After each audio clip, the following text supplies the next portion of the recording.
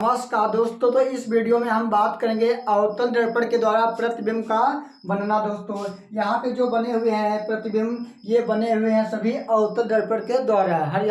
हर स्थिति में अलग अलग प्रतिबिंब बनते हैं और आकार भी अलग अलग होता है और प्रकृति भी इनकी अलग अलग होती है। तो आइए देख लेते हैं कि ये प्रतिबिंब बनाए कैसे जाते हैं। यानी दर्पण का अर्थ होता है शीशा। जैसे एक शीशा ये है, ये शीशा जो है, ये जो शीशा है इसमें जो तस्वीर बन रही है, ये जो मोबाइल की तस्वीर बन रही है या हमारी जो तस्वीर बन रही है, ये जो बनती है इससे बोला जाता है प्रतिबिंब। ठीक है दोस्तों, ये प्रतिबिंब आखिर हमारी तस्वीर इसमें कैसे बनती है, कैसा छोटा होगा या बड़ा आकार होगा, ये सब डिपेंड करता है। यानी ये प्रतिबिंब के ऊपर यानी शीशा कैसा होता है, या अवतल होता है या उत्तल होता है। तो आज हम जो पढ़ेंगे वो अवतल दर्पण के द्वारा पढ़ेंगे। ठीक है, तो देख लेते हैं आखिर किस प्रकार से प्रतिबिंब बनते हैं। तो यहाँ पे जो अवतल दर्पण के द्वारा प्रतिबिंब बनते हैं वो इनके स्थित होते 6 प्रकार से बनाए जाते हैं। एक तो पहला होता है, जैसे कि पहला होता है अनंत पर कोई वस्तु होती है तो इसका जो आकार या इसका आकार होता है तो वो अलग बनता है। और अनंत तथा वक्रता केंद्र के बीच अगर वस्तु होती है तो ये हम आपको सभी समझाएंगे भी इसी वीडियो में, और बहुत आसान तरीके से समझाएंगे जिससे आपको बहुत अच्छे से समझ में आ जाएगा और ये आप यानी एग्जाम में कर भी सकोगे। तो देखते हैं आगे। ये तीसरी स्टेज जो है वो है वक्रता केंद्र पर वस्तु रखी होती है। अगर है मान लो कि चौथी वो है स्थित है, यानी लिखा है वक्रता केंद्र तथा फोकस के बीच अगर वस्तु है तो कहाँ बनेगा।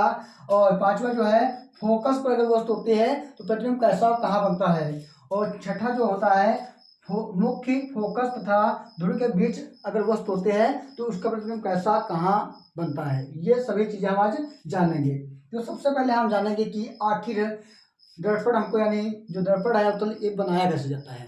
तो आपको सबसे पहले क्या है, ये जो गोला है मतलब पूरा गोला है, उस गोले का आधा भाग आपको बना लेना है। मतलब एक गोला होता है, गोले का आधा भाग आपको बनाना है। बना करके क्या करना है, इस पे आपको चांदी या कलई का क्या कहता है, लेप ऐसे कर दिया जाता है।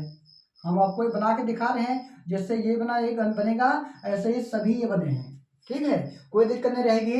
ये क्या कर दिया हमने, यानी शीशा जो होता है शीशे के बैक साइड में, मतलब इसमें हम तस्वीर अपनी बनती हमारी है, हम इसमें अपना चेहरा देखते हैं तो इसके बैक साइड में देखेंगे तो आपको कैसा दिखता है, ये चमकदार होता है, इसे बोलते हैं शीशे के पीछे जो होता है चांदी और कलई का लेप किया जाता है। ठीक है, ये आपको पता होगा।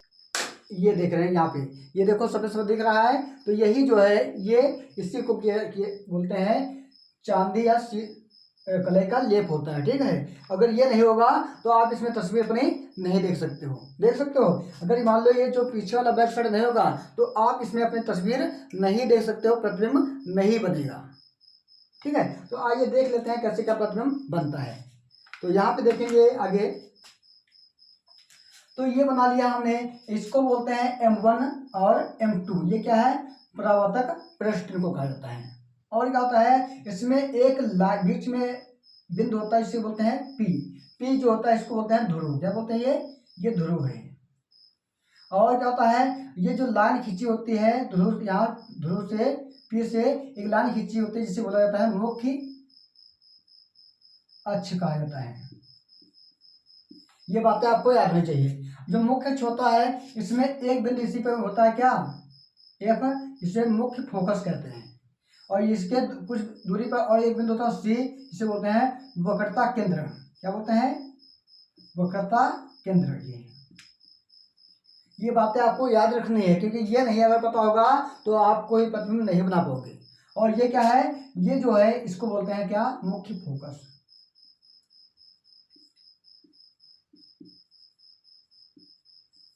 ठीक, ये सभी में ये चीजें हैं। यहाँ पे क्या वक्रता केंद्र C, इसको C से प्रदर्शित करते हैं, इसमें वक्रता केंद्र है। मुख्य फोकस ये सब में हाल उसमें आपको लिखना होगा। यहाँ पे M1, यहाँ पे M2।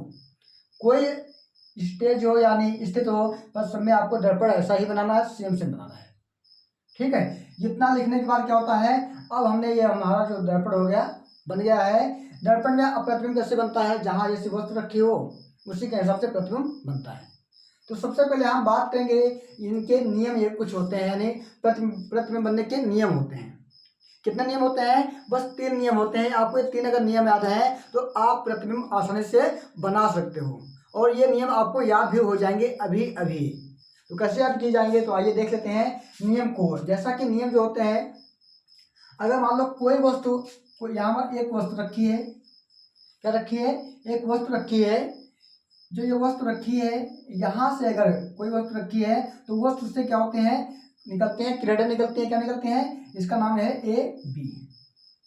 ठीक है, मान लो यहाँ पे कोई वस्तु रखी है, मान लो कि ये दर्पण है, ये क्या है, वस्तु कोई है, तो इसका प्रतिबिंब उसमें बन रहा है। ठीक है, तो इससे क्या, इससे कुछ किरण निकल रहे हैं, जिससे तो इसके द्वारा क्या, इस पर जा रही हैं शीशे पर, और इसमें क्या होता है, इसी जो किरणें हैं यही क्या करते हैं, यही क्या प्रतिबिंब बनाते हैं। तो आप देखेंगे तो यहाँ से किरणें जो निकलती हैं, यानी किरणें वस्तु से 3 प्रकार से निकलते हैं, पर जो प्रतिबिंब बनाते हैं वो 2 ही किरणें बनाएंगी। प्रतिबिंब हमेशा 2 किरणें बनाते हैं, तीनों एक साथ में नहीं जाती हैं। तो यहाँ से किरणें जो निकलती हैं, मान लो कि यहाँ से एक किरण निकलती है जो वो जाती है मुख्य अक्ष के समांतर। मुख्य अक्ष के, ये मुख्य अक्ष है तो इसके जाती है, क्या जाती है, समांतर जाती है। जब कोई किरण जो होती है, अब कोई किरण मुख्य अक्ष के समांतर जाती है वस्तु से निकल कर, तो क्या होता है, ये बाद में क्या होता है, इसका हो जाता है परावर्तन। क्या होता है, परावर्तन होता है। परावर्तन के पश्चात कहाँ से जाती है, ये मुख्य फोकस से होकर गुजरती है। ये बात आपको, ये पहला नियम है। पहला नियम क्या बोलता है, जब कोई वस्तु से किरण निकलती है तो मुख्य अक्ष के समांतर अगर जाएगी तो क्या होता है, परावर्तन के पश्चात कहाँ से निकलती है, मुख्य फोकस से निकलती है। दूसरा नियम बोलता क्या है, दूसरा नियम बताता है, अगर कोई किरण क्या होती है, जाती है मुख्य फोकस से होकर जाती है, कहाँ से जाती है, मुख्य फोकस ये है, इससे होकर जाती है, तो इसका भी परावर्तन होता है। परावर्तन का अर्थ होता है टकरा करके, यानी लेड में, यानी जो दर्पण इसमें टकरा करके, और क्या होती है, उसका अधिकांश भाग क्या होता है, मुड़ जाता है, यानी ये मुख्य अक्ष के समांतर हो जाती है। ये मुख्य अक्ष है, ये इसके समांतर हो जाती है। ये आपको बात याद रखनी है। ये दूसरा नियम है। कौन सा नियम है, ये है दूसरा नियम। ठीक है, दूसरा नियम। और तीसरा नियम होता है, जब कोई किरण क्या होती है, वक्रता केंद्र से निकलती है। कहां से, वक्रता केंद्र से निकलती है, तो क्या होता है, जब कोई किरण वक्रता केंद्र से निकलती है तो उसी माध्यम क्या होती है, उसी माध्यम में ये किरण क्या होती है, वापस लौट जाती है। कब, परावर्तन के बाद। ठीक है, किसके बाद, परावर्तन के बाद। तो नियम याद हुए, नहीं याद हुए, देख लेते दोबारा एक बार। मान लो कि ये एक वस्तु है ए बी, जब इससे कोई किरण निकलती है तो अगर कोई मुख्य अक्ष के समांतर जाती है, तो समांतर जाने के बाद क्या होता है, ये किरण जो होती है परावर्तन के पश्चात इससे टकराएगी, टकरा कर क्या होती है, मुख्य फोकस से निकलती है। ये पहला नियम हो गया। दूसरा नियम क्या बोलता है, जब कोई किरण क्या होती है, मुख्य फोकस से जाती है, तो परावर्तन के पश्चात क्या होती है, मुख्य अक्ष के समांतर हो जाती है। ये कौन सा हो गया, ये हो गया दूसरा नियम। तीसरा नियम क्या बोलता है, जब कोई किरण क्या होती है, कहाँ से जाती है, वक्रता के शीर्ष से होकर जाती है, तो क्या होता है, परावर्तन के पश्चात उसी माध्यम में वापस लौट जाती है। ये 3 नियम जो है, इन 3 नियम के द्वारा जो प्रतिबिंब बनेंगे, बस 3 नियम यही है, यही लागू होते हैं प्रतिबिंब बनाने में। तो आपको समझ में आया होगा, आई होप यू।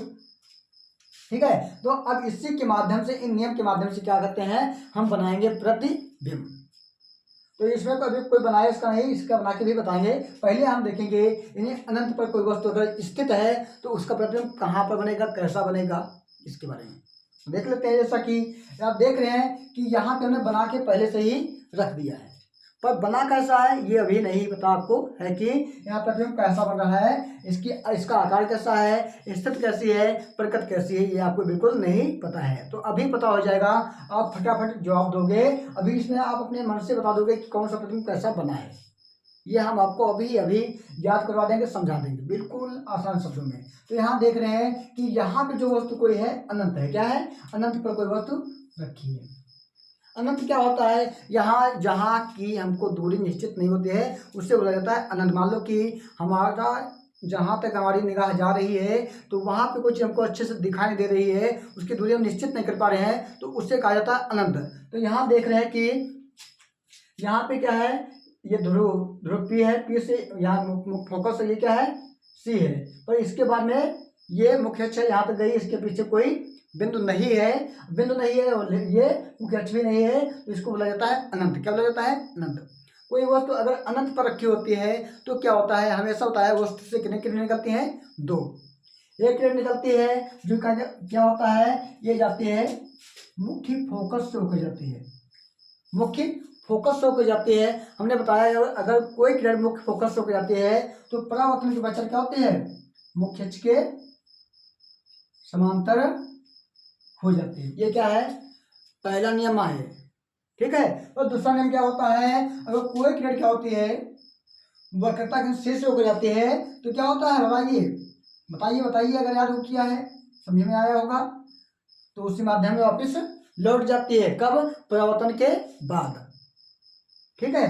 तो देख रहे हैं कि एक किरण जाती है जो मुख्य फोकस से होकर जाती है, वो परावर्तन के पश्चात क्या होता है? मुख्य अक्ष के समांतर हो जाते हैं।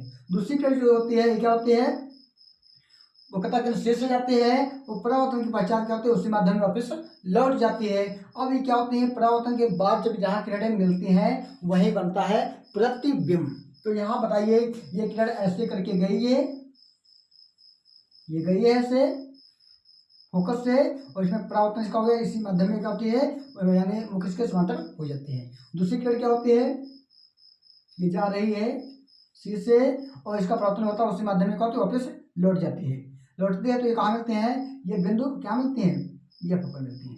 ये क्या है? मुख्य फोकस पर मिलती हैं। तो यहीं पे बनता है प्रतिबिंब। क्या? ए डैश बी डैश। ये क्या है? प्रतिबिंब है, ठीक है। तो आपको याद रखना है कि जो प्रतिबिंब कैसा बनता है? ए डैश बी डैश। अब प्रतिबिंब कैसा बना है तो इसके बारे में बात करेंगे। इसकी स्थिति कैसे होती है? लिखते हैं स्थिति, स्थित, प्रकृति और आकार। ये चीजें आपको सब में लिखनी है बस। स्थिति, प्रकृति और आकार, यानी प्रतिबिंब की स्थिति, प्रतिबिंब की प्रकृति और प्रतिबिंब का आकार कैसा होता है। तो यहाँ देख रहे हैं ये जो वस्तु है सीधे रखी है, और क्या होता है? ये वस्तु जो है सीधे रखी है पर ये क्या है? उल्टी है, ठीक है, नीचे की ओर। और क्या होता है? स्थिति की बात की जाती है, यानी कहाँ बनता है प्रतिबिंब, ये होता है स्थिति। तो यहाँ क्या है? ये फोकस है। क्या है? फोकस पर कहाँ बनता है? तो बोलेंगे हम फोकस तल में बनता है, फोकस तल में बनता है। क्या प्रतिबिंब कहाँ बनता है? तो फोकस तल में, यानी फोकस उसके नीचे तल में बनता है, ठीक, ये हो गया। और क्या होता है? प्रकृति की बात की जाए, प्रकृति क्या है इसकी? प्रकृति है क्या? यानी वास्तविक उल्टा, वह नीचे बनेगा, हमेशा नीचे क्यों बनता है? तो इसको बोलते हैं वास्तविक, वास्तविक उल्टा बोलना है, ठीक है। और आकार कैसा है? ये वस्तु इतनी बड़ी है, आकार क्या है इसका? छोटा, वस्तु से छोटा बोलना है, वस्तु से छोटा बनता है, ठीक, वस्तु से छोटा, ठीक, हमेशा याद है। तो ये कैसा बना है? यानी कोई वस्तु अनंत पर होती है तो इसकी स्थिति होती है फोकस तल में, और जो प्रकृति होती है वास्तविक उल्टा होता है, उल्टा बना है। और ये क्या है? आकार क्या है? वस्तु इतनी बड़ी है, ये क्या है? इससे छोटा होता है, ये बन गया। अब हम बात करेंगे, यानी जब अनंत तथा वक्रता केंद्र के बीच अगर वस्तु रखी है तो प्रतिबिंब उसका कैसा कहाँ बनता है, ठीक है। तो यहाँ पे हमने बता दिया है, यहाँ पे जैसा कि यहाँ पे कोई दिक्कत नहीं है कि बन सकता है, दोबारा बता रहे हैं आपको बिल्कुल सिंपल भाषा में, इसको मिटाकर रख करके।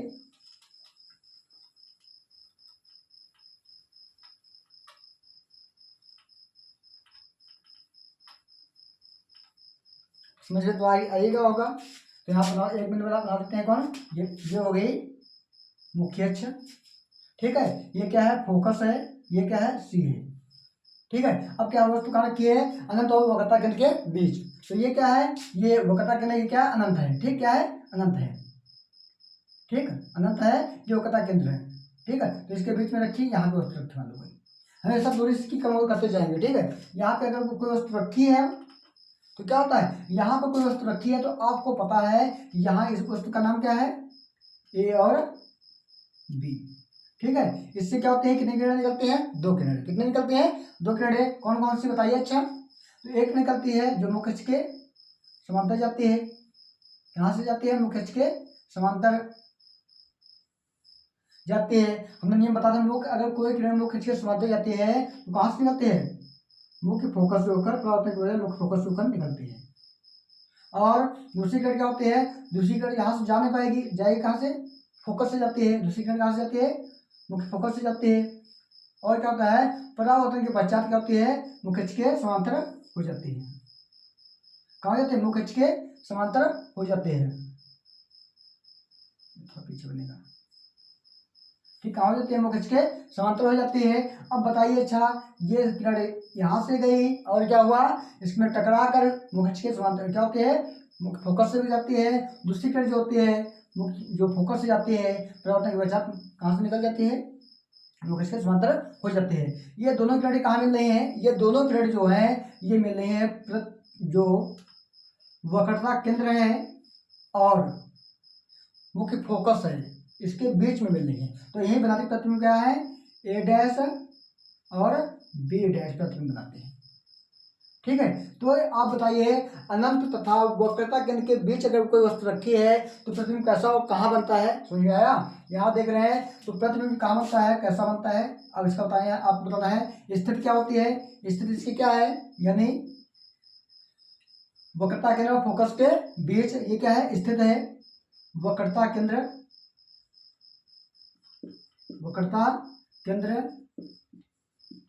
तथा फोकस के बीच ये क्या है, इसकी स्थित है, स्थिति। ठीक है, अब बताइए, अच्छा इसका प्रकृति इसकी क्या है, प्रकृति क्या है, ये वस्तु क्या है, ये इतना बड़ा बना है, ये क्या है, इससे प्रकृति कैसी इसकी है बताइए। अच्छा ये क्या वास्तविक उल्टा है, ये सीधा है, ये उल्टा है। ठीक है, तो ये बोलेंगे इसका वास्तविक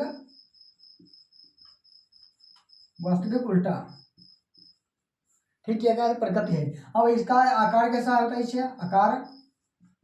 आकार जो इसका आकार ये इतना बड़ा है, ये क्या है, इससे छोटा हल्का है, तो इसको बोलेंगे आकार जो होता है वस्तु से छोटा, उससे छोटा। ये बात आपको ध्यान रखनी है, इसका वजन जो है इससे छोटा बनता है। यहाँ पे लाइनें कुछ अगर लाइनें टेढ़ी हो जाएंगी तो इसमें थोड़ा फर्क हो जाता है। बात है, लाइनें बिल्कुल सीधी होनी चाहिए, आपको स्केल से काम करना है। ठीक है, स्केल से करना है, तो इसमें समझ आ गया। अब बात करिए, वक्रता केंद्र पर कोई वस्तु रखी है तो इसका प्रतिबिंब कहाँ बनेगा, कैसा बनेगा। देख रहे हैं, ये वस्तु जो है क्या है, ये फोकस है, ये क्या वक्रता केंद्र है। यहाँ पे कोई वस्तु रखी, इसका नाम क्या है, ए और बी। ठीक है, ए और बी, तो इसमें नियम क्या लागू होती है, नियम लागू होता है, कोई किरण क्या होता है, मुख्य अक्ष के समांतर जाती है, और क्या होता है, परावर्तन के पश्चात क्या होता है, फोकस से उठ जाता है। और दूसरा नियम क्या है, अगर दूसरा नियम बोल रहा है कि जब किरण कहाँ से जाती है, मुख्य फोकस से जाती है, तो परावर्तन के पश्चात क्या होता है, मुख्य अक्ष के समांतर हो जाती है किरण। ठीक है, अब बताइए, अच्छा ये कहाँ मिल रहे हैं, ये दोनों किरणें कहाँ मिल रही हैं, ये दोनों किरणें मिल रही हैं एफ यानी सी पर। कहाँ मिल रही है, सी बिंदु पर मिल रही है। सी बिंदु यानी वक्रता केंद्र पर मिल रही है, वक्रता केंद्र पर मिल रहे हैं। जितना आकार इसका उतना आकार इसका भी है, बिल्कुल सेम आकार है। लाइनें टेढ़ी हो गई होंगी तो वो क्या होता है, ये मतलब प्रतिबिंब में थोड़ा गड़बड़ हो जाएगा। ठीक है, तो यहाँ पे देख रहे हैं, ये बना प्रतिबिंब। ठीक, कौन सा, इसको बोलते हैं ए डैश और यहाँ पे बी डैश लिखते हैं, प्रतिबिंब को लिखते हैं ए डैश बी डैश से प्रदर्शित किया जाता है। समझ आ गया। अब बताइए, अच्छा इसका भी आपको बताना है, यानी इसकी स्थिति कैसी है। स्थिति बोले तो यानी कहाँ प्रतिबिंब बनता है, तो कहाँ बनता है, वक्रता केंद्र पर स्थित हो जाएगी। स्थित क्या हो जाएगी, वक्रता केंद्र पर। ठीक, ये स्थित है। और बताइए, अच्छा प्रकृति इसकी कैसी है, प्रकृति सबकी एक ही जैसी होती है, यानी वास्तविक उल्टा। ठीक, यानी ये सीधा, ये उल्टा इसका। और आकार कैसा है, वस्तु के बराबर। ठीक है, अब लिखेंगे नहीं, इसमें यही लिखना आपको है, वस्तु के क्या है, बराबर बता देना, आपको पहचान लेना है। और प्रकृति कैसी है, वास्तविक उल्टा। और स्थिति कैसी है, वक्रता केंद्र पर बन रहा है, वक्रता केंद्र पर। बस उनको आपको यही याद करना है, और इसमें कुछ भी नहीं है। और देख लेते हैं, अब हम अगर कोई वस्तु कहाँ है, वक्रता केंद्र तथा फोकस के बीच है, इधर कहाँ है, वक्रता केंद्र और फोकस के बीच है, तब क्या किया जाएगा, तो आप देख लेते हैं। अच्छा इसको भी मान लो कि ये क्या है, वक्रता केंद्र है, ये क्या है, फोकस है। इसके बीच में क्या वस्तु रखी है, इसके बीच में जो वस्तु रखी होती है तो क्या होता है, एक प्लेट जो होती है वो कहाँ से जाती है, वो जाती है मुख्य के समांतर, बताया है। मुख्य के समांतर जाती है तो क्या होता है, प्राथमिक विचार क्या होता है, मुख्य फोकस से निकलती है। और दूसरी प्लेट क्या होती है, फोकस से जाती है तो मुख्य के क्या होते हैं, समांतर हो जाती है। ठीक, अब ये दोनों किनारे कहाँ मिल रहे हैं, वक्रता केंद्र के पीछे, वक्रता केंद्र के पीछे मिल रहे हैं ना। तो ये प्रतिबिंब कैसा होना है, इससे देखो ये प्रतिबिंब ये इससे बड़ा है। ठीक है, बताइए चाहे इसकी प्रकृति आपको बतानी है, यानी पहले बतानी है स्थिति। स्थिति बोले तो प्रतिबिंब कहाँ बना है, वक्रता केंद्र तथा अनंत के बीच। ये अनंत माना जाएगा, ये वक्रता केंद्र है, वक्रता केंद्र तथा अनंत के बीच है, या वक्रता केंद्र के पीछे बता सकते हो। ये क्या है, स्थित है। और बताइए अच्छा इसकी प्रकृति कैसी है, प्रकृति हमेशा होता है वास्तविक उल्टा, उल्टा बना है ना, ये ऊपर की ओर ये नीचे की, ए डैश और बी डैश, ये और बी। ठीक है, बताइए अच्छा आकार कैसा है, आकार बोले तो आकार, आकार बताइए आकार, आकार क्या है, वस्तु से बराबर है, वस्तु के बराबर इसमें था देखो, तो इसमें क्या है, वस्तु से बड़ा, ये वस्तु इतनी बड़ी है पर ये क्या है, वस्तु से बड़ा है, तो आकार है वस्तु से बड़ा। ठीक है, ये स्टेज हो गया आपकी, यानी चौथी। अब पांचवी की बात में बारे में बात करेंगे, अगर कोई वस्तु कहाँ है, फोकस पर स्थित है तब क्या होता है। ठीक है, तो यहाँ पे देखेंगे ये वस्तु, ये क्या फोकस है, यहाँ पर एक वस्तु नाम जिसका नाम है ए और बी, इससे किरण निकलती है जो मुख्य के समांतर जाती है और पश्चात करता है फोकस से होकर निकलती है। ठीक है, दूसरी कट क्या है, दूसरी कट जो होती है जाएगी पहले कहाँ से, दर्पण से टकराती है, टकरा कर क्या होती है, टकराती है, टकरा कर क्या होती है, और उसी माध्यम में वापस लौट जाती है, और उसी माध्यम से वापस लौटती है तो कहाँ से निकलती है, वक्रता केंद्र शीर्ष से निकलती है। निकल रही देखो चार ही। अब ये दोनों किरणें आपको कहीं मिलती हुई दिखाई दे रही, नहीं दिख रही है, मिलेंगे नहीं प्राथमिक विचार, तो प्रतिबिंब कहाँ बनेगा, अब कोई अंजाद नहीं है, तो आपको पता नहीं कहीं नहीं मिले हैं, तो ये कहाँ मिलते होंगे, अनंत पर। कहाँ मिलते हैं, अनंत पर। ठीक है, तो अनंत बिंदु क्या है, ये सब बाकी जो भाग होगा ये क्या होगा, अनंत, क्या होगा ये, अनंत। ठीक है, क्या बन रहा, अनंत पर प्रतिबिंब रहा। कैसे पता चला, तो यहाँ देख रहे हैं कि अब देख लेते इसको अच्छे से, ये क्या है, वस्तु रखी है, प्रतिबिंब इसका कहीं नहीं मिल रहा है, ये लाइनें कहीं नहीं मिल रही हैं। ठीक है, किरण नहीं मिले हैं तो इसका प्रतिबिंब क्या बनेगा, अनंत पर बनेगा। और इसका आकार कैसा होगा, यानी प्रकृति, अगर स्थित बात कही जाए तो अनंत पर, और इसका आकार कैसा होगा, प्रकृति बात की जाए तो प्रकृति इसकी कैसी होती है, वास्तविक उल्टा होगी। और अगर बात की जाए कि जो इसका आकार होता है, यानी वस्तु इतनी बड़ी और इसका आकार कितना है, वस्तु से बहुत बड़ा, वस्तु से बहुत बड़ा, पता नहीं कहाँ बनेगा, तो जब कहाँ बनेगा ये पता नहीं है, तो क्या वस्तु से बहुत बड़ा आकार। ठीक है, ये हो गया। अब बात करेंगे हम मुख्य फोकस तथा ध्रुव के बीच अगर वस्तु रखी है तब क्या प्रतिबिंब कहाँ बनता है। तो अब यहाँ पे आपको देखना है, ये जो है थोड़ा इन सबसे अलग है, अलग है, देख लेते हैं कैसा अलग है। तो यहाँ देख रहे हैं कि वस्तु कहाँ रखी है, ये फोकस है ध्रुव, इसके बीच में रखी है। ठीक है, जिसका नाम क्या है, ए और बी। अब यहाँ से क्या निकलती है, जो मुख्य के समांतर जाती है, पता अपने बचाव क्या होता है, ये मुख्य फोकस से होकर निकलती है।